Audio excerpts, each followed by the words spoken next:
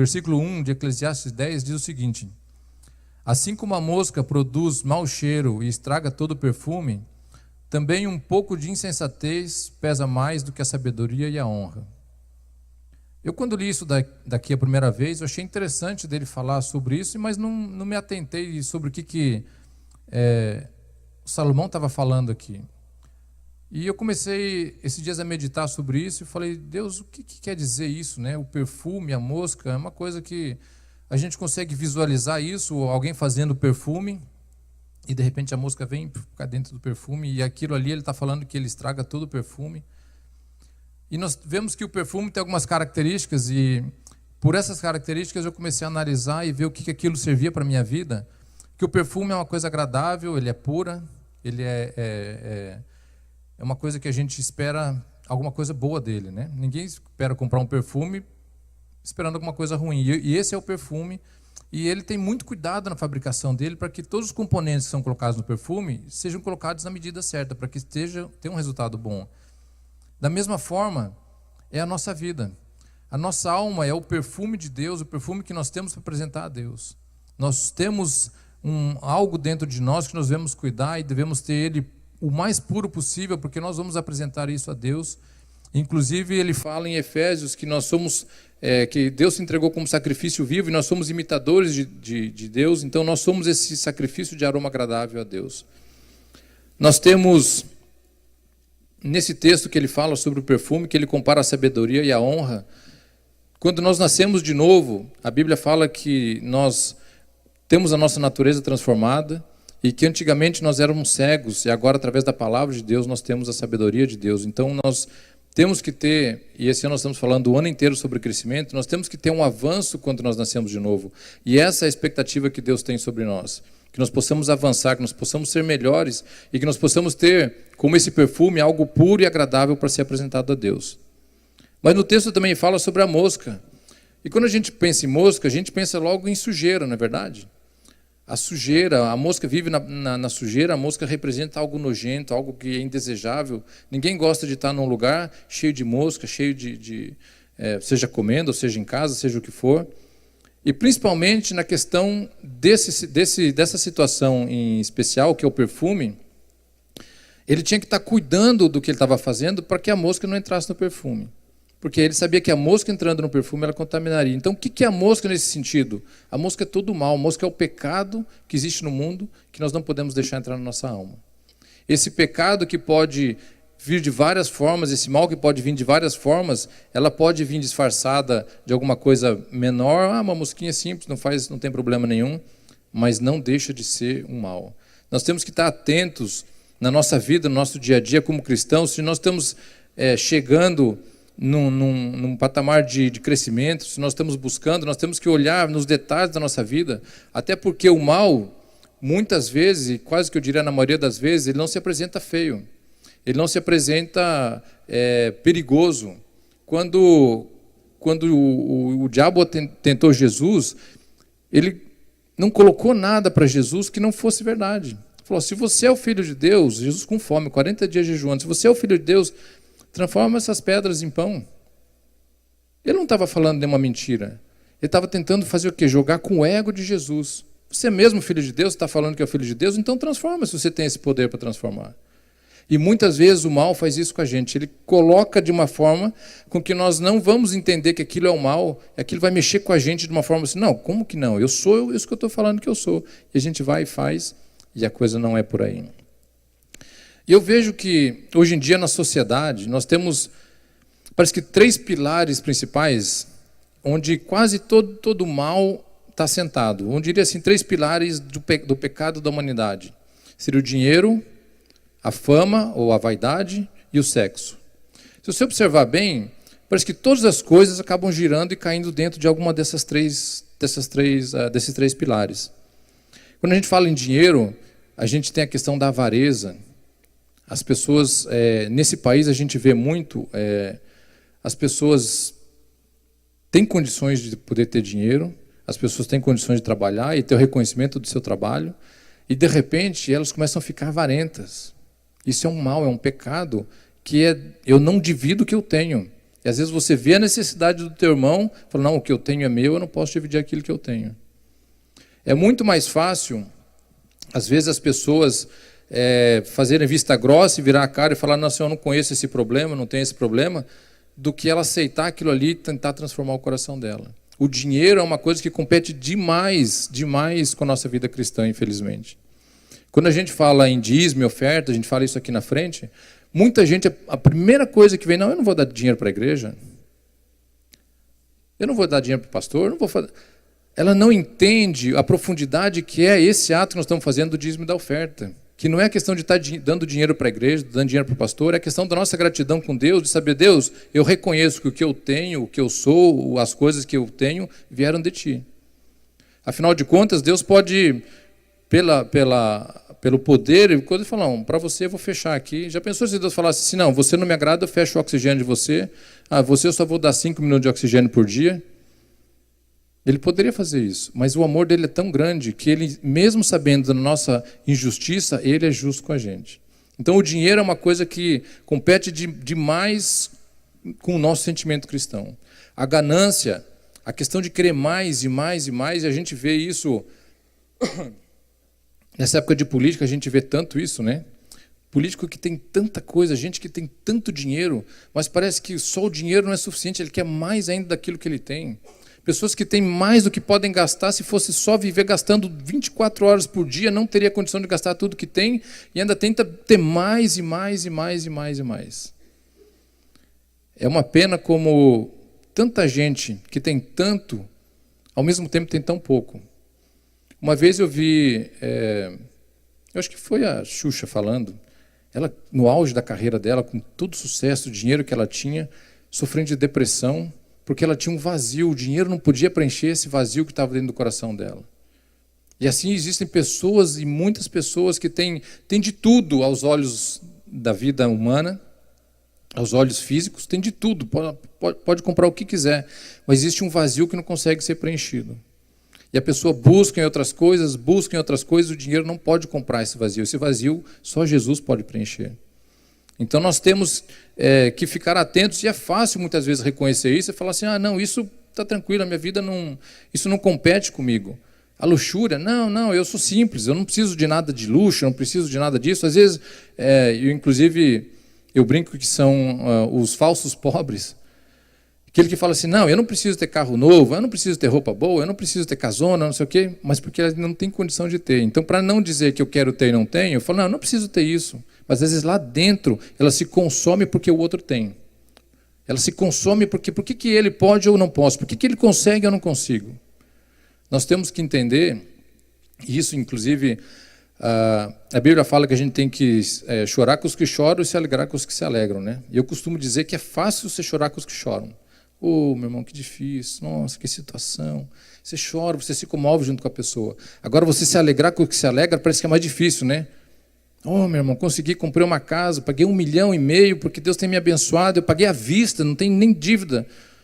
Glória, estou vivendo de aluguel, mal consigo pagar meu aluguelzinho. E eu vou me alegrar junto com ele que comprou aquela casa de 1,5 milhão.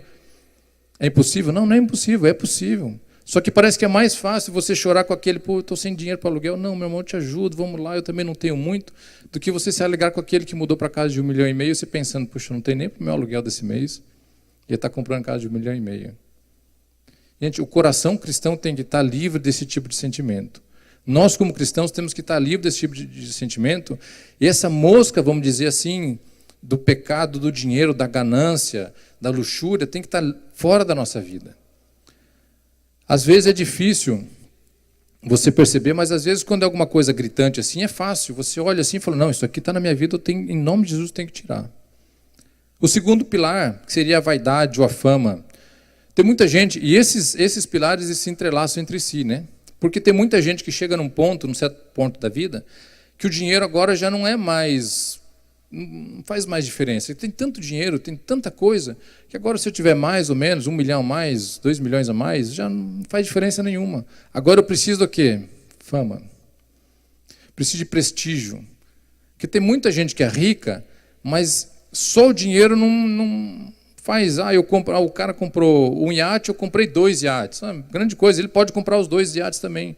Então, o que eu preciso agora? Eu preciso de fama. Aí você fala, mas isso é só com quem tem muito dinheiro, né? Infelizmente, não. Tem muita gente que precisa de reconhecimento o tempo inteiro.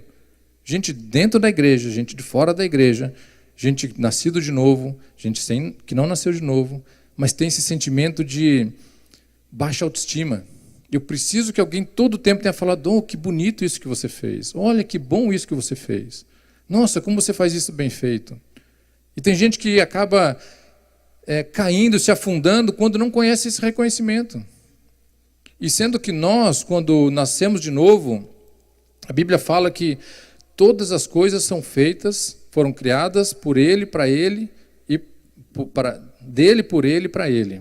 Ou seja, tudo que é feito aqui nesse mundo é para Deus. E a gente fala, é verdade, é para Deus. Tudo é para a honra e glória de Deus. Agora, se não falar meu nome. Não, eu fiz isso, não, é tudo para a glória de Deus. Mas, irmãos, se você não falar que foi eu que fiz aqui, nós vamos ter problema.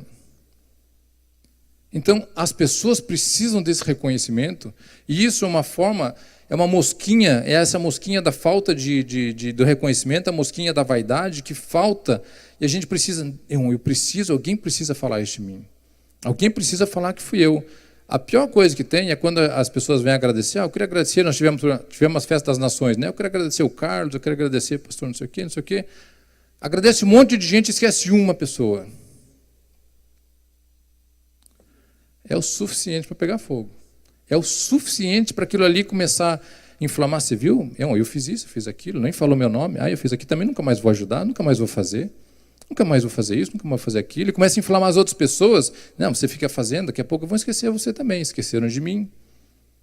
Aí começa a inflamar as outras pessoas. Por quê? Porque não foi reconhecido, sendo que a gente tem que pensar o quê? Para quem que eu estou fazendo aquilo que eu estou fazendo? Por que eu estou fazendo aquilo que eu estou fazendo? Não, eu faço para a glória e honra de Deus. Amém. Mas eu preciso ser reconhecido? Se eu faço para a glória e honra de Deus, quem que tem que me reconhecer? É Deus. Ele vai esquecer de reconhecer?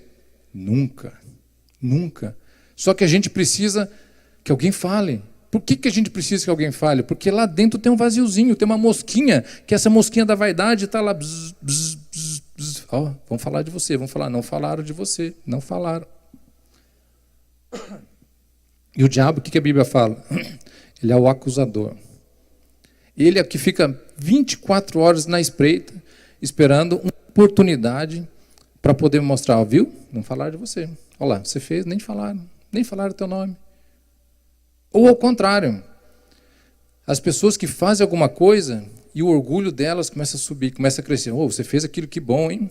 Você faz bem feito. Nossa, você fez. Se não fosse você, não tinha saído dessa festa. Se não fosse você, não tinha acontecido aquilo. Nossa, o melhor pudim da festa era o teu, a melhor comida era a tua. A pessoa vai se enchendo, vai se inflamando, vai se enchendo. Chega um ponto que ela está tão cheia que ela já não dá mais importância para os pequenininhos. Não, agora o meu negócio, isso a gente vê, infelizmente, dentro das igrejas, os pastores estrela, né? Eu costumo dizer que antigamente, quando eu era pequeno, pastor era pastor, era um ser normal, como qualquer um outro. Não existia o pastor estrela, gente para tirar foto. Pastor, assina aqui para mim, assina no ombro. Tirar foto, não existia isso. Era o pastor, era uma pessoa normal. Eu lembro, inclusive, eu era da igreja metodista e o padrão do pastor na igreja metodista era ter um Fusca, uma Brasília, normalmente bem velhinha, morar na casa da igreja, uma casinha bem simples, uma vida normal, não era, ele é o pastor, aquela coisa assim. Era um homem de Deus, um homem usado de Deus, mas não tinha nada dele, era de Deus. E hoje em dia parece que o evangelho começou a se mudar de uma forma de que agora as coisas são para nós. Então nós temos que ter o reconhecimento aqui na terra das coisas que Deus está fazendo no céu.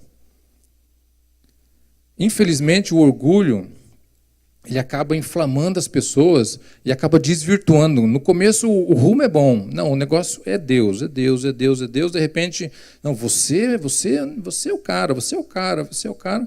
Agora Deus já não é mais, agora eu vou olhando e o foco agora sou eu.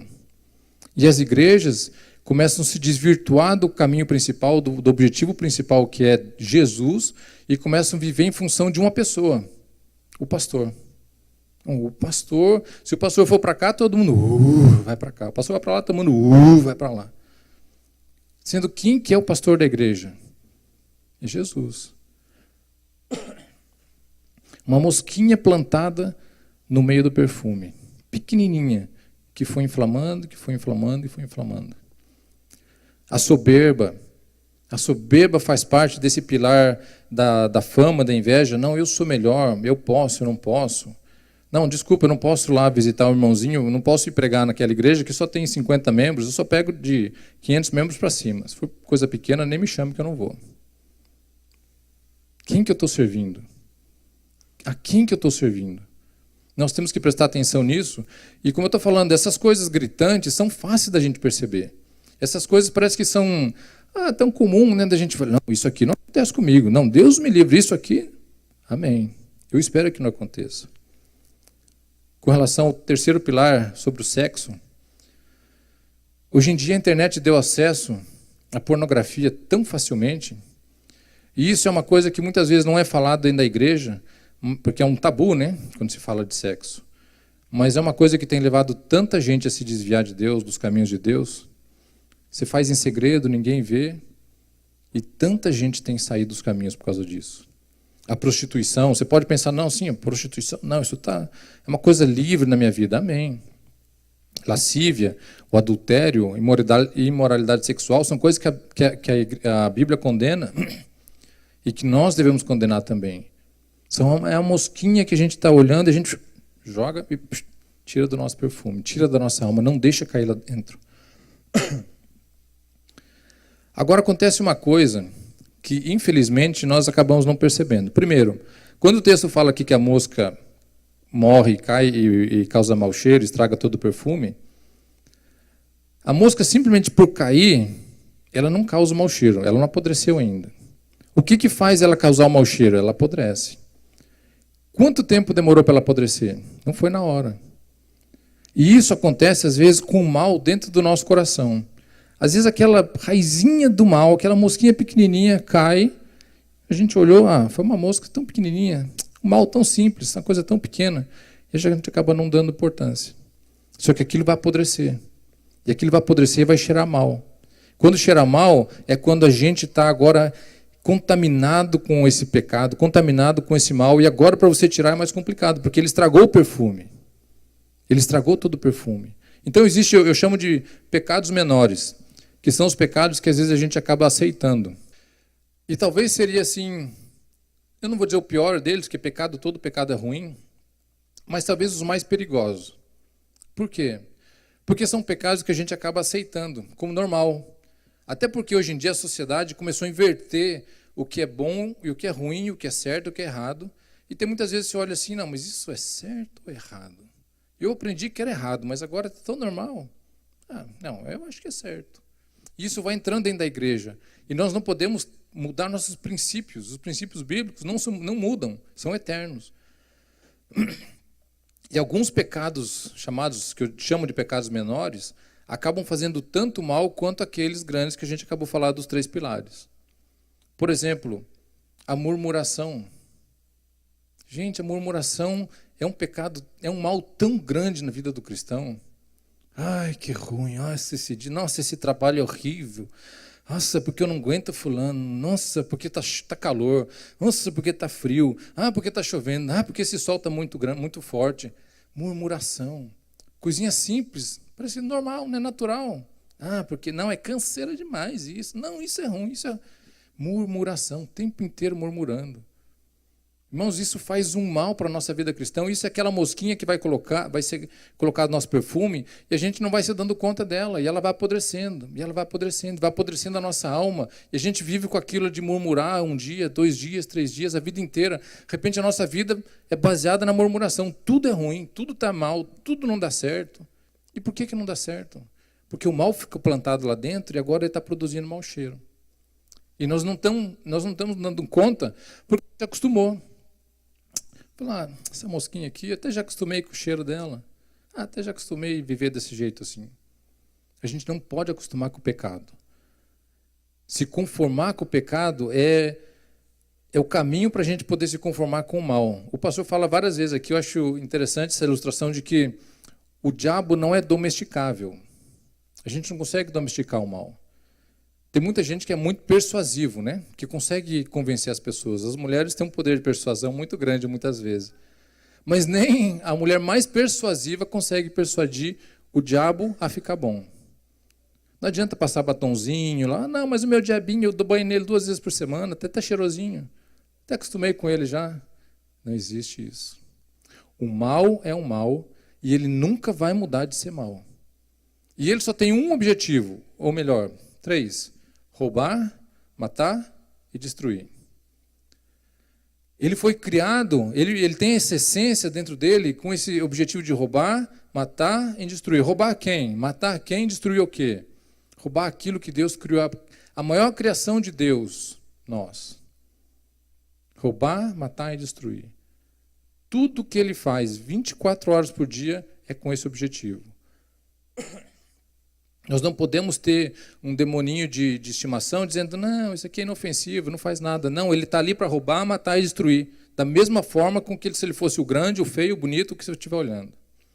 E a murmuração é essa sementinha colocada lá dentro que faz com que todo perfume desande, todo perfume seja perdido por céus, ó dia, ó azar. Lembra da hiena? Ó céus, ó dia, ó azar. Ó vida, né? Então nós devemos nos preocupar com isso, nós devemos estar atentos quanto a isso na nossa vida, quanto à murmuração. Você quer ver um outro? O rancor e a falta de perdão. Eu costumo dizer que o rancor e a falta de perdão é um veneno que a gente toma para tentar matar o outro. Né? A gente toma um copo de veneno, agora ele morre. Toma aquele copo de veneno, quem vai morrer é você. Quando nós passamos a nossa vida, e tem gente que é mestre em guardar rancor por anos, vários anos, para um dia lá na frente ter a oportunidade de falar, ó, lembra? 1970 e não sei quanto. Você falou para mim assim, e foi isso, estava um dia ensolarado assim. A pessoa recria aquele cenário de 30 anos atrás, de 50 anos atrás, porque estava guardado e ela viveu aquele cenário ruim a vida inteira para poder tentar chegar um dia e jogar na cara da outra pessoa. Gente, quem está morrendo é a gente próprio. A falta de perdão só mata a gente mesmo. Aquela outra pessoa falou, nossa, eu nem me lembro mais disso que você está falando. Não, mas você falou. Um veneno que ele veio a vida inteira tomando. Gente, o perdão é o princípio da gente poder crescer espiritualmente, é você se livrar das coisas que te amarram.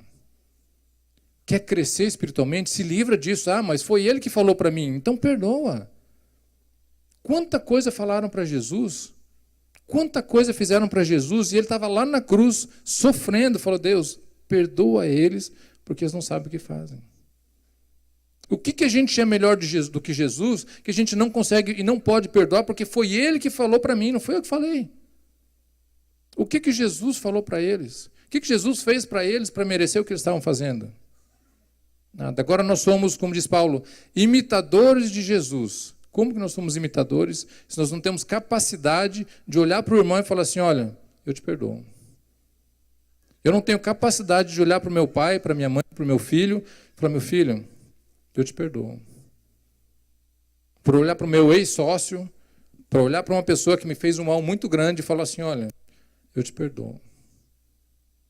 Se nós somos imitadores, nós temos que ser imitadores em tudo. A falta de perdão é essa mosquinha que está apodrecendo dentro da nossa alma. Nós não podemos deixar isso acontecer dentro de nós. A falta de perdão nos leva a afundar cada vez mais. A fofoca é maledicência. Outra coisa tão comum, né? Não é fofoca, vou só contar para você. E todo mundo tem um melhor amigo, né? Só vou contar para você que eu sei que você não conta para ninguém. Aquele só vai contar para não sei quem que sabe que ela não conta para ninguém. E aquele só vai contar para não sei quem que sabe que não conta para ninguém. E assim aquilo vai espalhando. Se nós somos um corpo, se nós fazemos parte de um corpo, nós somos, como a Bíblia fala, por que eu vou me inflamar contra o outro membro do corpo? Se a fofoca veio, olha, fulano falou isso, e a fofoca sempre é boa quando ela aumenta, né? Quando a fofoca vem e ela tem A graça, ela para ali. Agora, o interessante da fofoca é porque você viu isso? E a gente fala sempre nos estudos na quinta-feira, aquela fofoca que não é maldosa, né? Tipo assim, você sabe que vai ter uma festa, você sabe que o fulano não foi convidado, e você chega para o fulano e fala assim, você vai lá na festa do não sei quem? Não, festa, não estou sabendo. Não, nada não, então deixa. Você sabia que ele não tinha sido convidado. Você sabia que ela não ia ir. Agora você faz aquilo para espizinhar. Você faz aquilo para cutucar no irmão. Viu? Fulano não te convidou. Ou você vai almoçar na casa do pastor também? Não, almoçar na casa do pastor? Ah, não, nada não. Deve ser outro dia, né? Acho que o pastor nem falou nada. Eu me enganei, acho que era outro dia. Você sabia que ele não foi, que ele não ia? Por que você foi cutucar? Aí que vem o segundo mal que eu digo, que é quando nós colocamos a mosca no perfume do nosso irmão. Porque quando o inimigo coloca a mosca no perfume de alguém, esse é o papel dele. Certo? Matar, roubar e destruir. De qualquer forma que ele puder, ele vai fazer isso. Agora, pior do que isso, é quando quem põe a mosca somos nós. Quando eu, como crente, Cristo Jesus me salvou, sou crente, venho na reunião de oração, venho na igreja, venho não sei o quê, mas na primeira oportunidade que eu tenho, jogo uma mosquinha no fundo do meu irmão. Que tipo de imitador de Cristo que eu estou sendo? Que tipo de imitador que eu estou sendo se eu sou aquele que inflama a vida do meu irmão? Se eu sou aquele que levanta um problema, não para tentar solucionar, mas para tentar fazer esse problema ficar pior. Quando você vê uma fogueira, em vez de você jogar água, você joga pólvora. Fogo sobe. Esse tipo de mosca, esse tipo de problema, nós como cristãos deveríamos já ter banido da nossa vida por muito tempo. E isso é um problema que a gente vem carregando, e as igrejas vêm levando, e começa de repente... A igreja cresce, começa a virar uma competição dentro da igreja, porque quem tem mais, que ministério que move mais a igreja, que ministério que é mais falado dentro da igreja, quem que é mais falado dentro da igreja. Gente, essa competição não leva o corpo a crescer. Nós estamos falando o ano inteiro sobre crescimento, o ano inteiro o mesmo tom de palavra, crescimento, crescimento, crescimento. Às vezes eu falava... Da Isabela tem 5 anos. E às vezes ela fala dela, quando era bebê, como se fosse uma coisa muitos anos atrás, né? Quando era criança, quando era pequena. Aí esses dias eu pensando nisso, eu falei assim, às vezes o crente é mais ou menos como ela. A gente cresceu, tem 5 anos, agora eu já sei escrever meu nome, tá bom, não preciso crescer mais. E para por ali. Aí o crente fica com 5 anos, a vida inteira com 5 anos de idade. Porque achou que já está suficiente. Sendo que o nosso padrão, qual que é? Paulo fala, padrão de varão perfeito. Se eu for crescer e parar com 5 anos de idade, eu não vou chegar ao padrão de varão perfeito. Eu não posso agora, a Isabela com 5 anos de idade, deixar ela, não filho, tá bom, você cresceu até os 5 anos, tá bom. A vida não é isso. O padrão de crescimento, ela passou de 5 para 6, virou adolescente, virou jovem, virou mulher, virou senhora. Esse é o padrão de crescimento. Esse é o nosso padrão de crescimento como cristão. Se eu estou crescendo, as coisas que eu vou aprendendo, elas vão deixando de ser um problema na minha vida. E a gente fala, esses dias o Lucas estava reclamando de dor na perna, e eu lembro que quando eu era pequeno, meu pai falava, não, isso é dor do crescimento. Já ouviram falar nisso? Que quando começa a doer a perna, o osso começa a crescer, é a dor do crescimento. Crescer, às vezes, dói. Crescer, às vezes, é dificultoso. Agora, até quando nós vamos ficar com inanição por medo de crescer, por medo da dor do crescimento? Até quando nós vamos deixar a mosquinha da murmuração, a mosquinha do rancor, da fofoca, da maledicência, criar podridão dentro de nós, porque a gente não quer crescer, eu não quero lidar com isso, não, eu vou fazer vista grossa para isso. A nossa vida é um crescimento constante. Nunca acaba, nunca acaba. Nós estamos numa batalha, nesse mundo e essa batalha não tem fim. Só vai ter fim quando Jesus voltar. É uma batalha que diz que nós temos que estar revestidos de uma armadura. E essa armadura é justamente para a gente poder resistir ao diabo. Agora, o que acontece? Eu venci uma batalha, não, agora estou tranquilo, pode sentar, tira a armadura, tira a sandália, baixa o escudo. O que vai acontecer? O diabo está de novo ali esperando. Bom, ele venceu essa batalha, mas não venceu a guerra. E ele vai continuar em volta da gente. Incessantemente. E tem muita gente que vence uma batalha e senta. Agora eu vou de férias. Estou de férias, já venci a batalha. É uma batalha. Nós temos outra, e outra, e outra. O crescimento, a gente chama de batalha, a gente chama de prova, a gente chama de dificuldade. São os momentos da vida que nós vamos movendo para frente.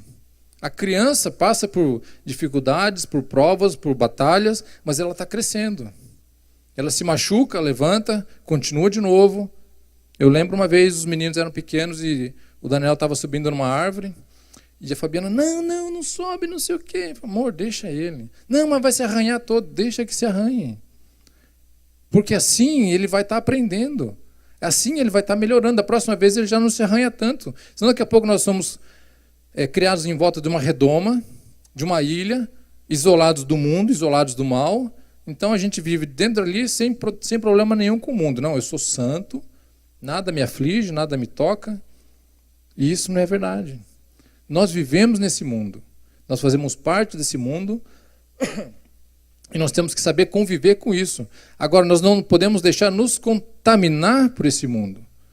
Se eu estou aqui, eu tenho que ser luz. Qual que é a diferença minha de alguém que nunca ouviu falar de Jesus quando a gente tem um momento de adversidade? E é isso que eu costumo falar, que a gente mostra quem está dentro de nós no momento da adversidade. No momento que a gente está aqui entre irmãos, numa festa, é tudo tranquilo, é tudo irmão.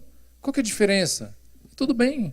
Agora, no momento que pisam no meu pé, no momento que cutucam a minha ferida, no momento que falam alguma coisa de mim, e eu sei que é verdade, isso é uma coisa que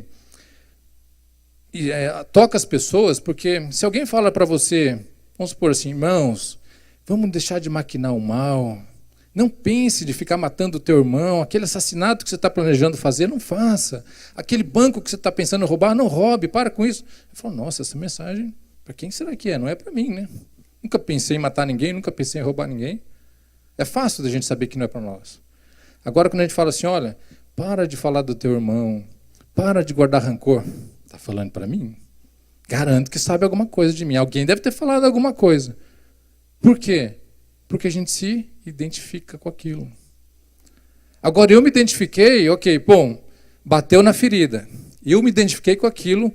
Agora, qual que é a minha reação com relação àquilo? Vou sair daqui.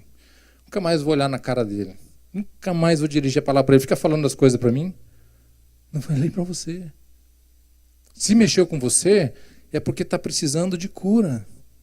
Ah, não, mas isso eu não faço. Isso não me rebaixar, não me rebaixo. Rebaixar para quem? Se nós servimos um Deus que se rebaixou na frente de todo mundo, pedindo para Deus perdão, porque eles não sabiam o que estavam fazendo, eu sou melhor do que o Deus que eu sirvo? Esse sentimento de cristianismo que nós devemos seguir é de estar vigiantes o tempo inteiro de tudo aquilo que eu estou fazendo. Pequeno ou grande. Se eu tenho os 2 mandamentos principais na Bíblia, quando os fariseus estavam interrogando Jesus, tentando colocar Jesus na parede, então quais são os 2 principais mandamentos? O que ele falou? Amar a Deus sobre todas as coisas e o teu próximo como a ti mesmo. Quando eu amo a Deus sobre todas as coisas, eu passo a fazer a vontade dele acima de todas as coisas. A vontade dele acima da minha vontade. Isso é amar a Deus sobre todas as coisas. Eu passo a ter o propósito de Deus acima do meu propósito. Eu passo a ter o julgamento de Deus acima do meu julgamento. Isso é amar a Deus sobre todas as coisas. Como que eu tenho amado a Deus sobre todas as coisas? Será que eu tenho deixado a vontade dele acima da minha? Quando você sente no teu coração aquele desejo ardente de trabalhar em alguma coisa e você fala, Deus, mas justamente isso aqui era justamente o que eu não queria. E eu costumo falar que parece que a nossa missão, o nosso propósito é justamente aquele que a gente não quer. Quando você vir no teu pensamento, você tem que cuidar dessa área, ou seja intercessão, seja missão, seja evangelismo, parece que justamente que você tem medo, que você não quer, é aquilo que Deus quer que você faça. E a gente acaba deixando aquilo de ladinho assim. Deus, eu estou fazendo tanta coisa, estou vindo na igreja, estou arrumando as cadeiras todo domingo, eu estou passando o vecchio todo domingo na igreja, não tem tempo para poder ficar cuidando das pessoas. E Deus está falando lá, olha, eu quero que você vai cuidar das pessoas. Não, Deus, eu estou fazendo tantas coisas, tantas coisas. A nossa vontade não pode estar acima da vontade de Deus. Vocês lembram da parábola do semeador?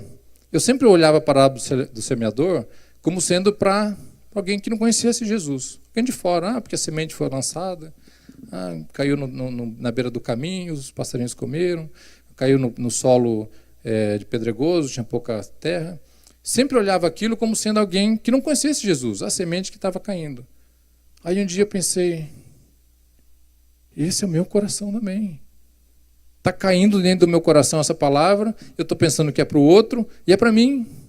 Porque a semente brota, começa a dar uma plantinha, aí vem o espinho e cobre. O que é esse espinheiro? São todos esses outros afazeres da nossa vida que não deixam a gente cumprir aquilo que Deus quer que a gente cumpra.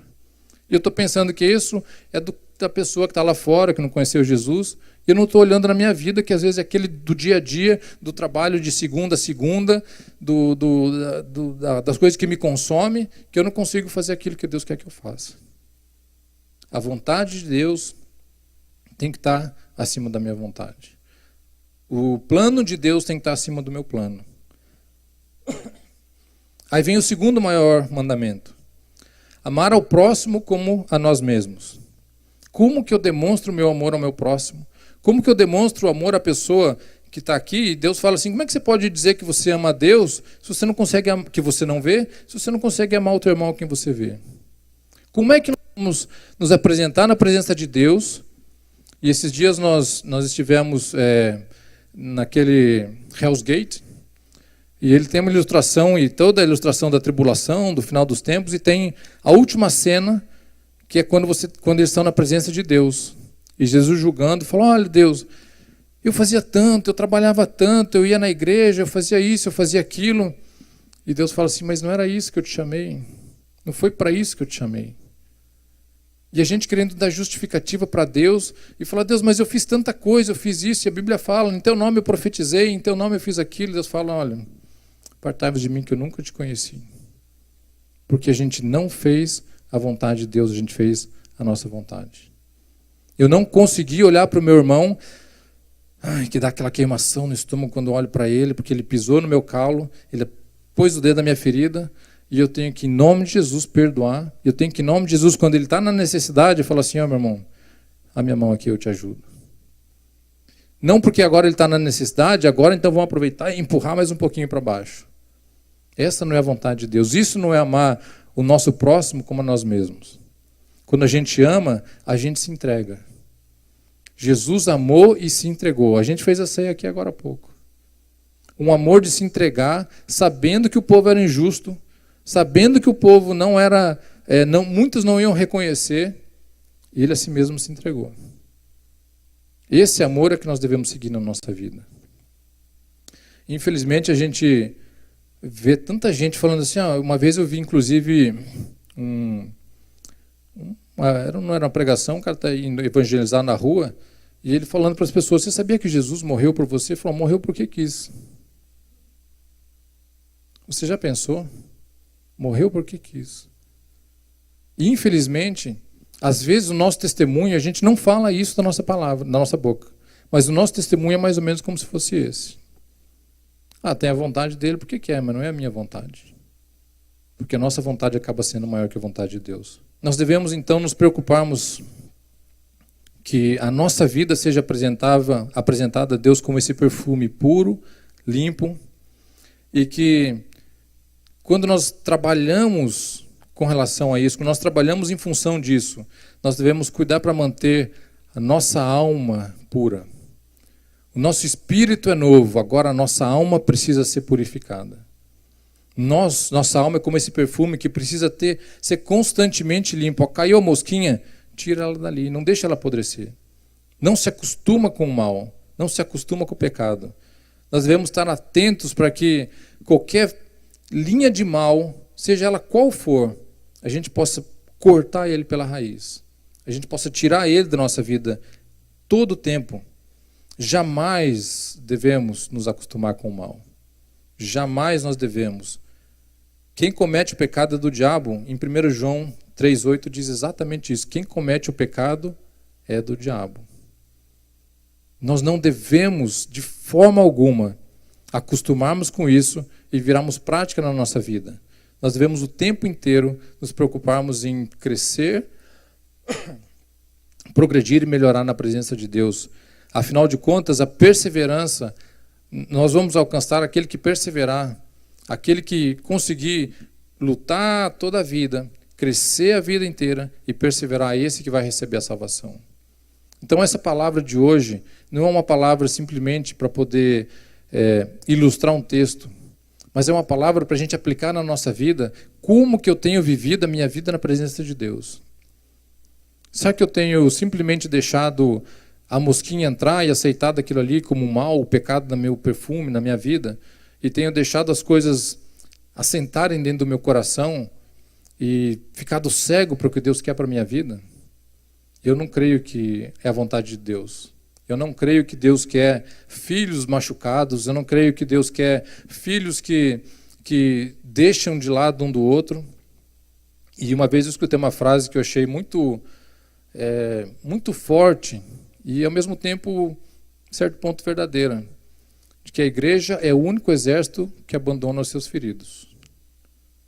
Nós não podemos ser um exército que abandona o ferido.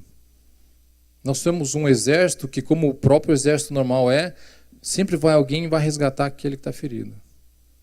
Então nós devemos ser um exército que ajuda os nossos feridos. Ah, mas então eu estou aqui, mas ninguém nunca me ajudou. Vamos começar pela gente.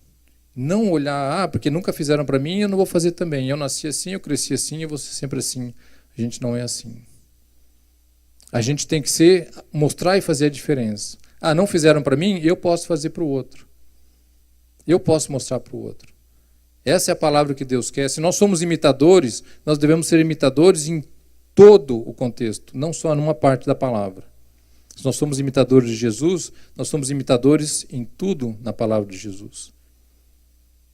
O crescimento espiritual ele só vai se dar quando a gente conseguir ver o que eu estou errando e eu tomar atitude com relação àquilo que eu estou fazendo de errado. O fato da gente entender e analisar e observar e descobrir o que está errado, simplesmente pelo fato de descobrir, não resolve o problema. Nada na nossa vida resolve o problema sem atitude. Se você tem um problema na tua vida, isso pode ser problema no teu dia a dia. Se você tem um problema, você descobriu o teu problema, você sabe que ele existe, se você não tomar uma atitude para mudar aquilo, não adiantou você saber. Aí simplesmente você tem um problema que você conhece, mas você não vai mudar. Você quer mudar alguma coisa na tua vida? Tome o primeiro passo para mudar. Isso serve no nosso dia a dia. Você tem uma dificuldade? Tome o primeiro passo para ir em relação àquilo para poder melhorar. Em vez de eu ficar olhando, essa dificuldade é muito grande, nossa, que isso aqui é muito grande, nossa, porque isso aqui nunca vai passar. Não. Tudo, não há mal que dure para sempre. Então tudo pode ser resolvido. Depende de uma atitude nossa de começar a olhar aqui. O que eu posso fazer para solucionar esse problema? O que eu posso fazer para tirar a mágoa dentro do meu coração? O que eu posso fazer para acabar com a minha mania de murmurar todo o tempo, a vida inteira? Eu conheci um sujeito que a impressão que eu tinha é que ele tinha uma nuvenzinha em cima da cabeça dele. Assim. Era chegar para ele e falou, você viu o que aconteceu? O quê? Não, lá mataram não sei quantos, não sei o quê. Ah, é? Ele era pior do que aqueles jornal o Jornal Popular lá do Brasil, que quase escorre sangue. Ele era assim, notícia ruim era falar com ele. E aí, como é que você está? Não, estou bem. Você viu o que aconteceu? Não, o quê? Era alguma tragédia. Virou um carro lá, bateu não sei quem, matou tantos. Não, mas isso não é nada. Você viu o que aconteceu lá do outro lado? Fizeram isso. Tudo que era de ruim ele sabia. A vida inteira você chegava a conversar com ele, tanto que eu já nem perguntava mais como é que ele estava. Eu já ia falando, pois é, vamos fazer isso, aquilo. Porque toda vez que eu perguntava, não, tá bom, né? Mas também o que está acontecendo, o governo está fazendo isso, vai fechar aquilo, vai fazer não sei o quê, vai mandar a gente embora, papapá. Toda vez tinha uma notícia ruim para dar. Gente, isso acaba virando um vício. Isso vira um costume e não pode se tornar costume. Sendo que o costume tem que ser, a cada dia nasce um novo dia para mim. Deus faz um dia novo para cada um de nós todo dia, e todo dia nós temos a oportunidade nova de fazermos alguma coisa melhor. Esse dia é melhor do que foi ontem, amanhã vai ser melhor do que hoje, e assim constantemente. Agora vai depender de quem? De mim. Quem vai fazer o dia ser bom ou ruim? Sou eu. Quem vai fazer esse dia ser uma bênção? Sou eu. Quando eu espero que aquele dia seja a bênção, eu faço dele uma bênção. Agora, quando eu espero que aquele dia seja um dia terrível, um dia ruim, ele vai ser um dia ruim. Vamos estar atentos ao que está acontecendo ao nosso redor. Nós estamos caminhando para o final dos tempos e as coisas cada vez ficando mais notórias, mais claras. A terra está clamando e está gritando por esse final de tempo, porque é o que a Bíblia fala. As dores dos partos iam aumentar, e é isso que a gente tem visto. Agora, até quando nós vamos esperar para estarmos preparados para isso?